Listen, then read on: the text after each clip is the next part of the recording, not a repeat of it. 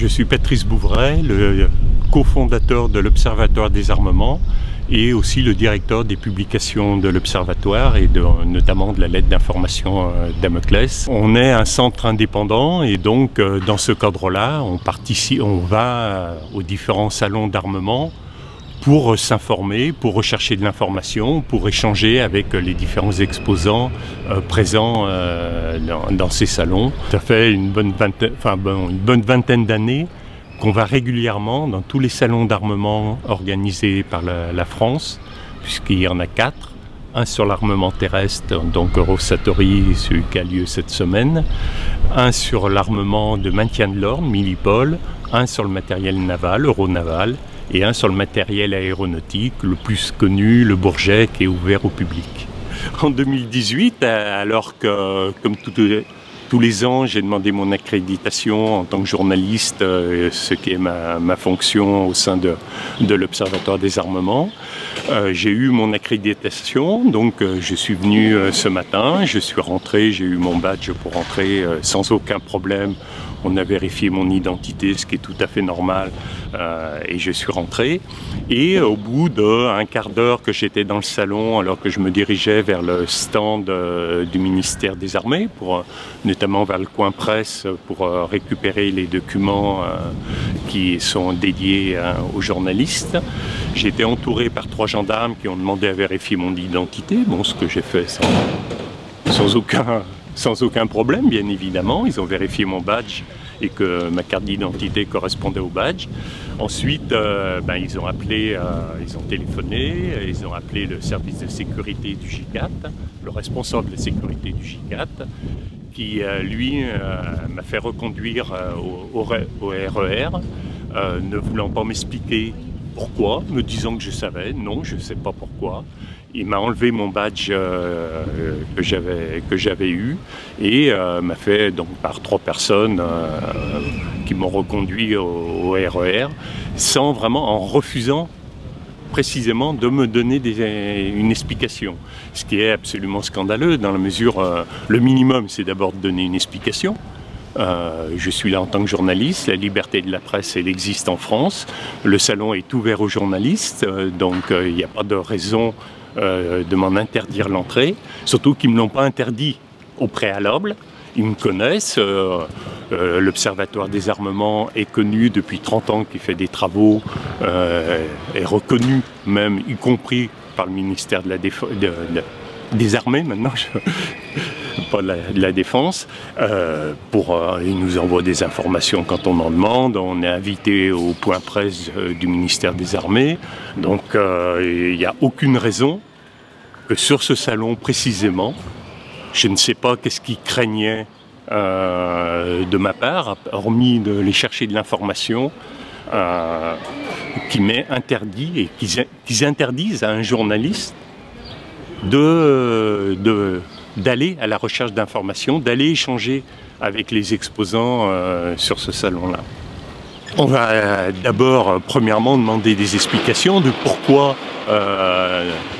notre organisme, notre revue est comme ça blacklistée, est interdite de ce salon-là pour la première fois, dans la mesure où, je vous dis, depuis, en tout cas pour ma part, depuis les années 1990, tous les 2 ans, je viens à ce salon comme journaliste et j'ai jamais eu de problème. On m'a laissé faire mon travail de journaliste sans me poser de questions.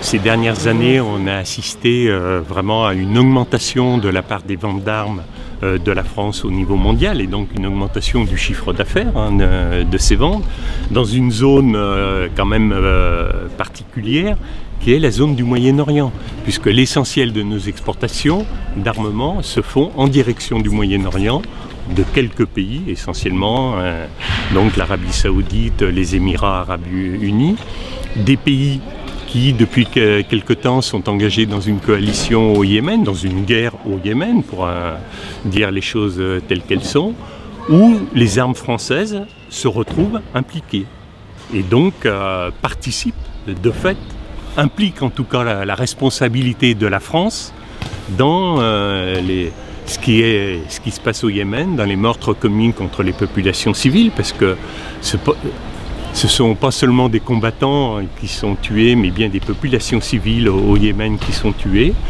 ce qui est contraire au droit international, ce qui est contraire surtout aux engagements de la France, à la fois à la parole de la France telle qu'elle peut le dire, mais aussi ces engagements qu'elle a pris, bien sûr, dans le cadre des conventions de Genève du droit international humanitaire, mais aussi des différents traités auxquels elle est associée, notamment au niveau de l'Union européenne, la position commune de l'Union européenne sur les exportations qui interdit ce type de pratique, mais aussi au sein par rapport au traité sur le commerce des armes qui est rentré en vigueur il y a quelques années en arrière, en 2014, que la France a ratifié et qui lui interdit, normalement, de vendre des armes qui vont contribuer à commettre des crimes contre les droits humains, des violations, à renforcer les conflits dans une région, etc. Ce que font les armes françaises au niveau de l'Arabie, vendues à l'Arabie Saoudite et utilisées par ce pays dans le conflit au Yémen. Donc on est vraiment dans une situation quand même anormale. Alors bien sûr, c'est pas la France en premier qui fait la guerre de la même manière qu'elle a pu faire si on remonte plusieurs années en arrière, comme elle pouvait être impliquée en Afrique ou dans d'autres régions. Elle est en arrière-plan, mais ça change rien au niveau de la responsabilité qui nous implique et qui nous concerne tous, nous tous citoyens. Les armes sont vendues par la France, elles ne sont pas vendues par les industriels en leur nom propre. Il faut une autorisation délivrée par le Premier ministre, donc par le gouvernement en tant que tel, en tant qu'autorité politique, c'est-à-dire donc par chacun d'entre nous. On est responsable de ce qui se passe, notamment au Yémen, actuellement.